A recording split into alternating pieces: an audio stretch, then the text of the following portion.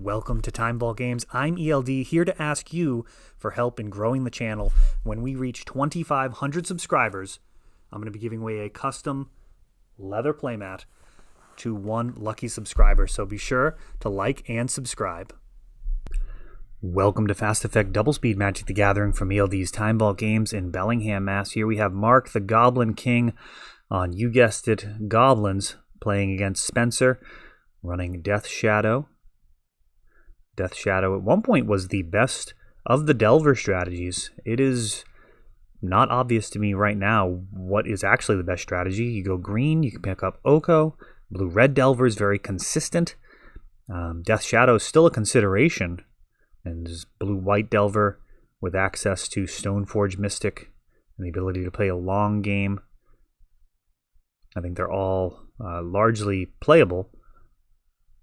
You got Cycling Street Wraith in response to this Aether Vial, and that gets a Force of Will, exiling Brainstorm, though that should actually be exiled. I think Spencer may be borrowing this deck. I'm not sure if it's going to be his first time playing this in a tournament setting. The life total, super important for Death Shadow. Once you get below 13, those Death Shadows come online, and as you get lower, they become very significant threats. Delver of Secrets. And this matchup, I think, is probably a little bit of a challenge for Death Shadow compared to, say, Blue-Red Delver, which can have far more removal. A Munitions Expert, going to easily take down this Delver. Swinging for one. And now Matron. And even something like a Chieftain would put massive pressure on Spencer's life total. We'll see what he goes with. He's got the extra mana, so Sling Gang Lieutenant is an excellent choice. Fatal Push. Took out the Matron. I think he had to target the Munitions Expert there. I think that was actually an error that both players may have missed. A pair of Death Shadows. And now Sling Gang Lieutenant. Gonna get some Goblins, and now a very difficult board state here. We can see Chump blocking and sacrificing to get past these Death Shadows. Let's see how these players tackle this situation. Eventually Spencer will die to these Sling Gang Lieutenants. Activated abilities.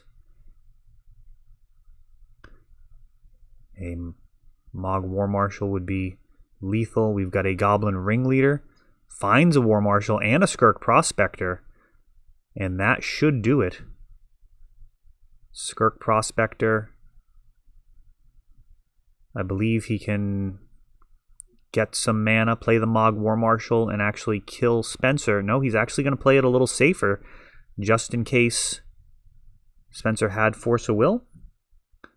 So if this was in turns, would have been no problem to sacrifice those two tokens, play the Mog War Marshal, and then sacrifice all of the other Goblins, including the Sling Gang, to do exactly lethal. But now it should just be completely unstoppable. Mog War Marshal comes down. Stubborn Denial, not going to be enough.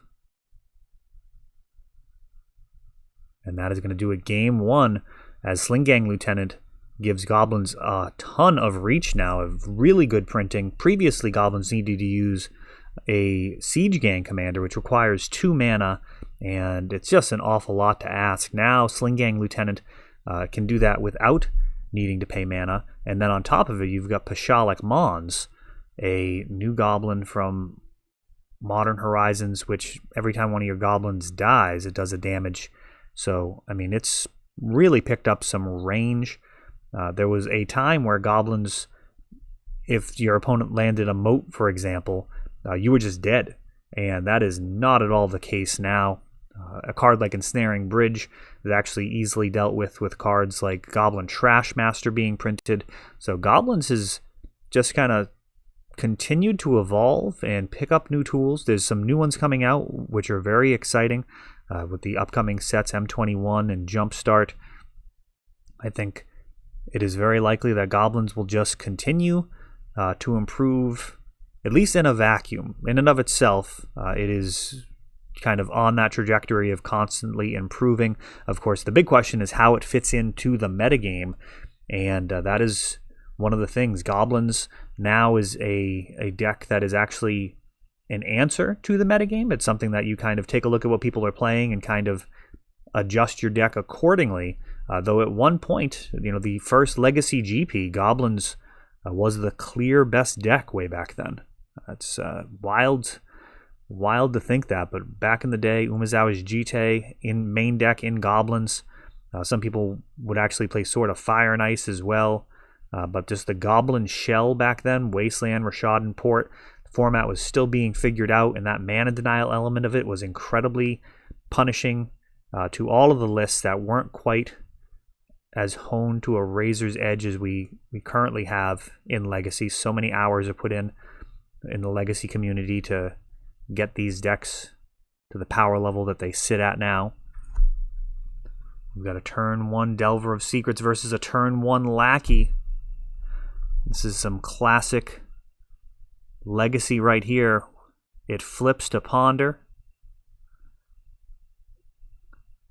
And the question is, how will Spencer proceed? Does he have an answer to this Lackey? Will he try holding back the Delver? Eventually, Goblins will find a way past. Reanimate would be very solid here, bringing back that Street Wraith, also turning on the Death Shadows.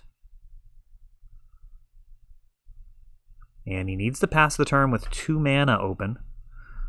We've got another Goblin Lackey, and now one of these will get through on the next turn if that's the route Mark decides to go. That may not actually be worth it. We'll see how his mana base develops and what the rest of the texture of his hand is. Goblins really capable of grinding opponents out, outvaluing them, but also has potential for, like turn 3 wins. So it is a chaotic deck for sure.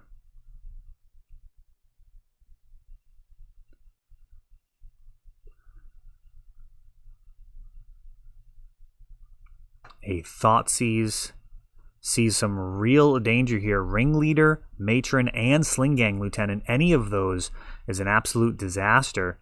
He may have to grab the Sling-Gang Lieutenant just because of that extra range. Makes it so difficult to contend with.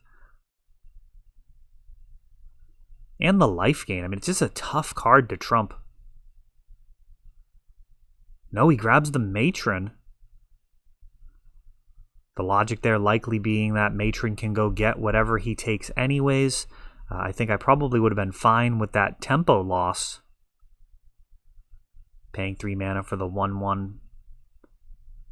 Likely totally fine. Oh, and a Dismember. And I do not love the timing on that. I'm not going to lie.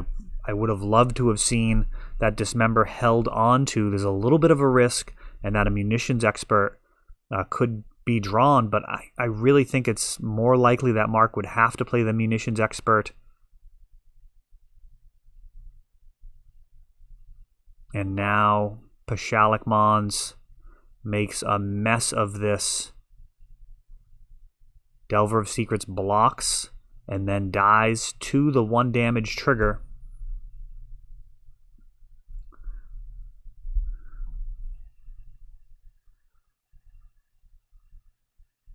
At just 5 life left, a land here would be more than lethal. Swings. Oh, and he's got the land. Sling-Gang Lieutenant is going to obliterate the last few points of Spencer's life total if this resolves. He's got a Force of Will.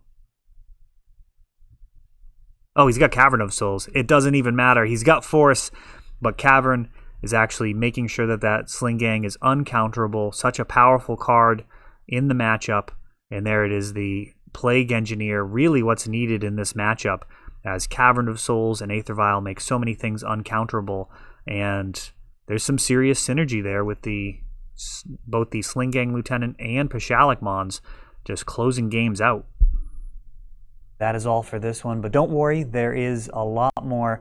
You can check out our older videos, and we're always putting out new videos from ELD's Time Vault games in Bellingham, Massachusetts. If you want to help the channel, of course, you can like, subscribe, share, tap that notification bell so you can know the next time our new videos come out. Thanks for watching.